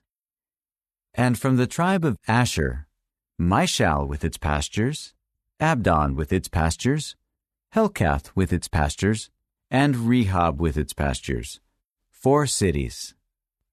And from the tribe of Naphtali, the city of refuge for the manslayer, namely Kedesh in Galilee with its pastures, Hamathdor with its pastures, and Kartan with its pastures, 3 cities. All the cities of the Gershonites, by their families, were 13 cities with their pastures. And the families of the Merarites, the rest of the Levites, received from the tribe of Zebulun, Jokneam with its pastures, Karta with its pastures, Dimnah with its pastures, and Nahalol with its pastures, 4 cities. And from the tribe of Reuben, Bezer with its pastures, Jahaz with its pastures, Kedemoth with its pastures, and Mephaath with its pastures, 4 cities. And from the tribe of Gad, the city of refuge for the manslayer, namely Ramoth in Gilead with its pastures, Mahanaim with its pastures, Heshbon with its pastures, and Jazer with its pastures, a total of 4 cities. All the cities that were allotted to the Merarites by their families, the rest of the families of the Levites, were 12 cities. All the cities of the Levites within the possession of the Israelites were 48 cities together with their pastures. Each of these cities had its pastures all around it. This was the case for all these cities. So Jehovah gave Israel all the land that he had sworn to give to their forefathers, and they took possession of it and settled in it. Furthermore, Jehovah gave them rest on every side, just as he had sworn to their forefathers, and not one of all their enemies could stand against them. Jehovah gave all their enemies into their hand.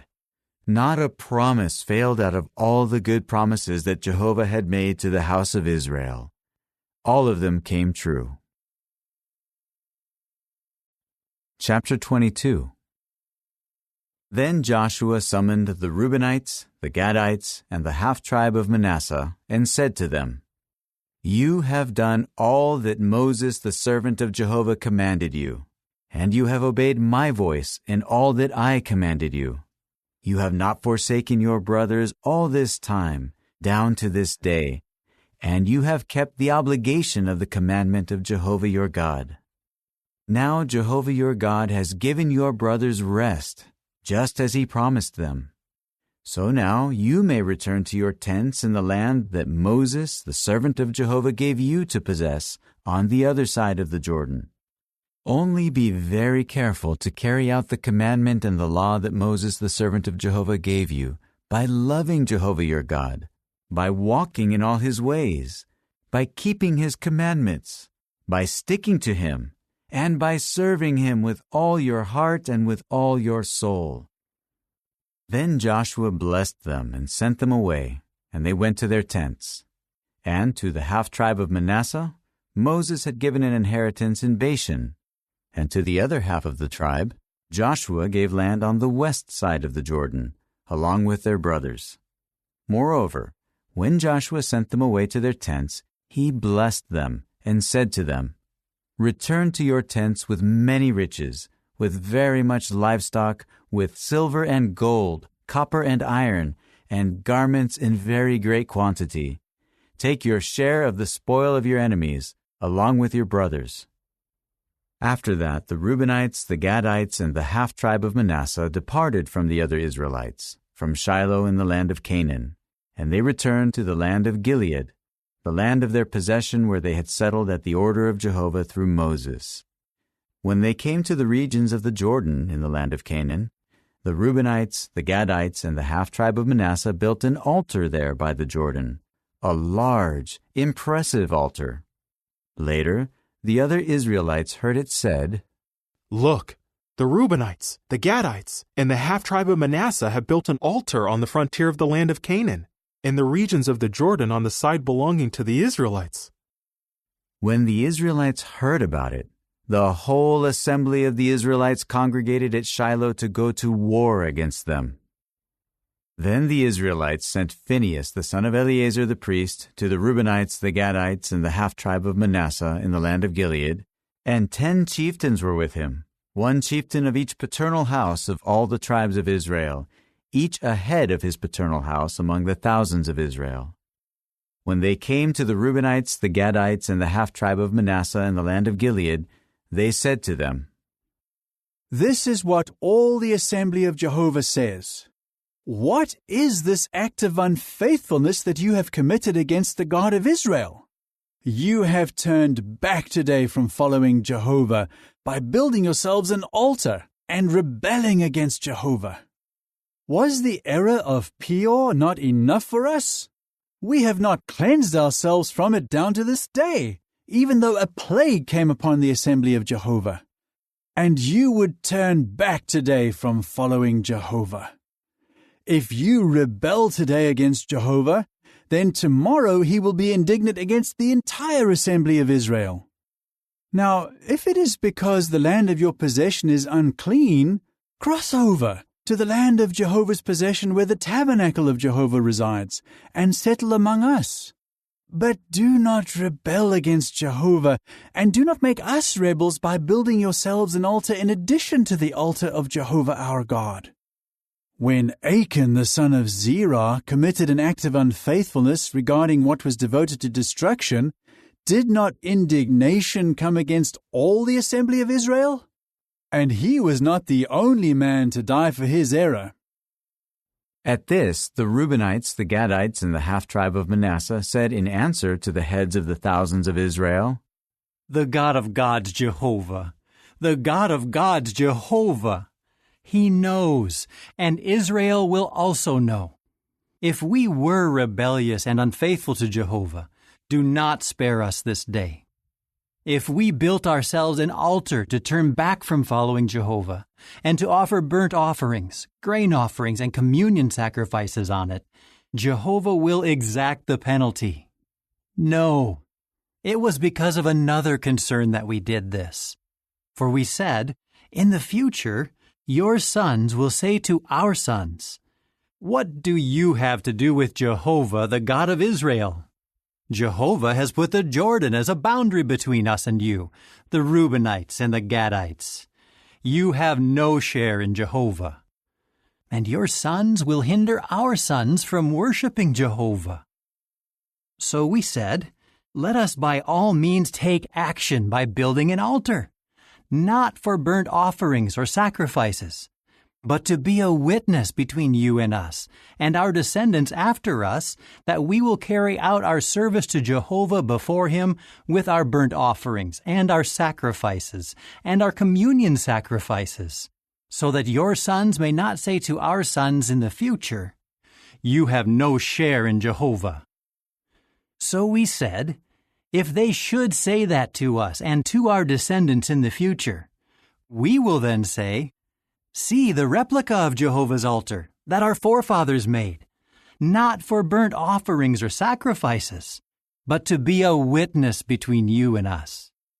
It is unthinkable for us to rebel against Jehovah and to turn back today from following Jehovah by building an altar for burnt offerings, grain offerings, and sacrifices other than the altar of Jehovah our God that is before his tabernacle." When Phinehas the priest, the chieftains of the assembly, and the heads of the thousands of Israel who were with him heard the words that the descendants of Reuben, Gad, and Manasseh spoke, they were satisfied. So Phinehas the son of Eleazar the priest said to the descendants of Reuben, Gad, and Manasseh, "Today we know that Jehovah is among us, because you have not committed this act of unfaithfulness against Jehovah. Now you have saved the Israelites out of the hand of Jehovah." Then Phinehas the son of Eleazar the priest and the chieftains returned from the Reubenites and the Gadites in the land of Gilead to the land of Canaan, and they brought back word to the other Israelites. And the Israelites were satisfied with the report. The Israelites then praised God, and they said nothing more about going to war against the Reubenites and the Gadites to destroy the land in which they were dwelling. So the Reubenites and the Gadites named the altar, because it is a witness between us that Jehovah is the true God. Chapter 23. Many days after Jehovah had given Israel rest from all its surrounding enemies, when Joshua was old and advanced in years, Joshua summoned all Israel, its elders, its heads, its judges, and its officers, and he said to them, "I have grown old. I am advanced in years, and you have seen for yourselves all that Jehovah your God did to all these nations in your behalf, because Jehovah your God was the one who was fighting for you. See, I assign to you by lot the land of the nations that remain, as an inheritance for your tribes, as well as that of all the nations that I destroyed, from the Jordan to the great sea on the west. And Jehovah your God was the one who kept thrusting them away from before you, and he drove them out for you, and you took possession of their land, just as Jehovah your God promised you. Now you must be very courageous to observe and carry out all that is written in the book of the law of Moses, by never deviating from it to the right or to the left, by never mingling with these nations that remain with you. You must not even mention the names of their gods, nor swear by them, and you must never serve them nor bow down to them. But you must stick to Jehovah your God, just as you have done down to this day. Jehovah will drive away great and mighty nations from before you, for not a man has been able to stand before you to this day. Just one man of you will chase 1,000, because Jehovah your God is fighting for you, just as he promised you. So be on guard constantly by loving Jehovah your God. But if you should turn back at all, and stick to what is left of these nations that remain with you, and you form marriage alliances with them, and associate with them, and they with you, you should know for sure that Jehovah your God will not continue to drive out these nations for you. They will become a trap and a snare and a scourge on your flanks, and thorns in your eyes, until you have perished from this good land that Jehovah your God has given you. Now look, I am about to die, and you well know with all your heart and with all your soul that not one word out of all the good promises that Jehovah your God has spoken to you has failed. They have all come true for you. Not one word of them has failed.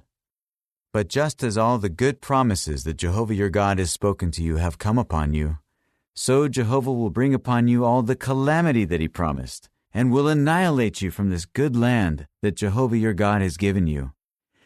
If you violate the covenant of Jehovah your God that he commanded you to keep, and if you go and serve other gods and bow down to them, then Jehovah's anger will blaze against you, and you will quickly perish from the good land that he has given you. Chapter 24.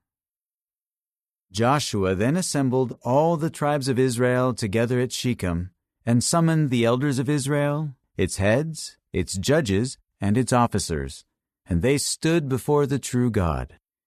Joshua said to all the people, "This is what Jehovah the God of Israel says. It was on the other side of the river that your forefathers lived a long time ago, Terah the father of Abraham and the father of Nahor, and they used to serve other gods. In time I took your forefather Abraham from the other side of the river and had him walk through all the land of Canaan and made his offspring many.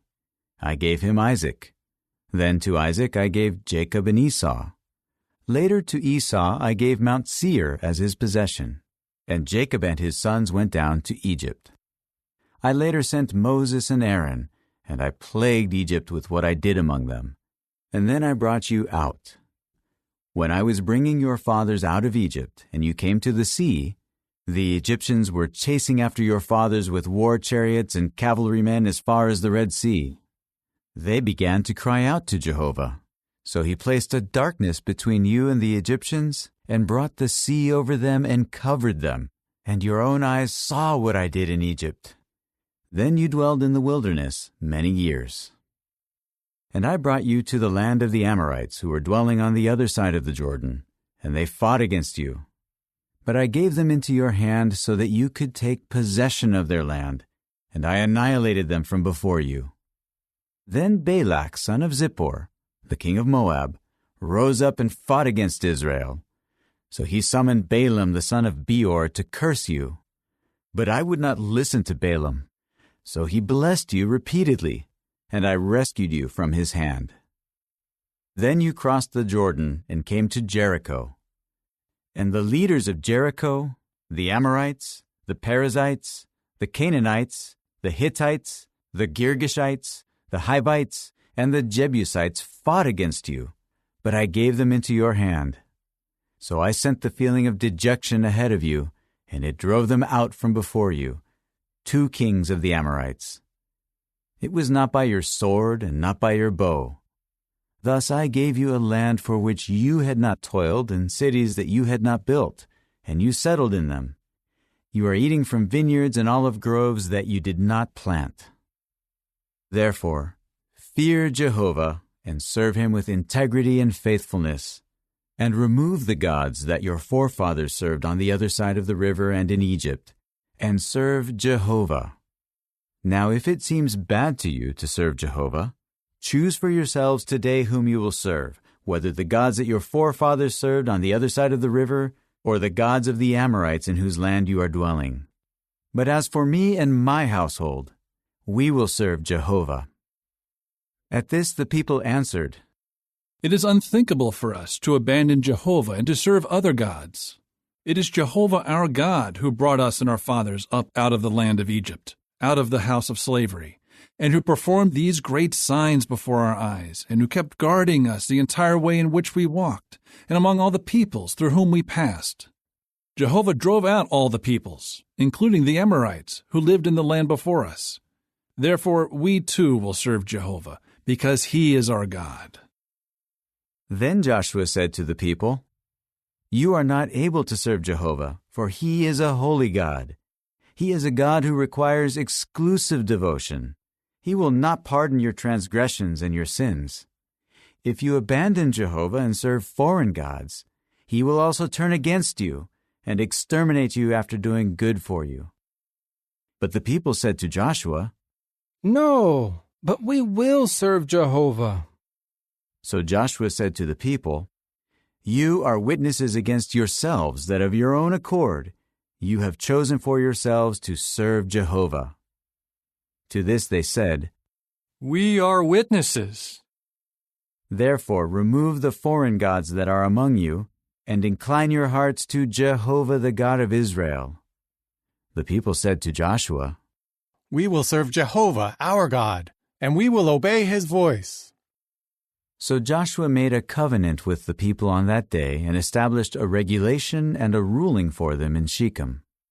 Then Joshua wrote these words in the book of God's law, and took a great stone and set it up under the large tree that is by the sanctuary of Jehovah. Joshua went on to say to all the people, "Look, this stone will serve as a witness against us, because it has heard everything Jehovah said to us, and it will serve as a witness against you, so that you may not deny your God."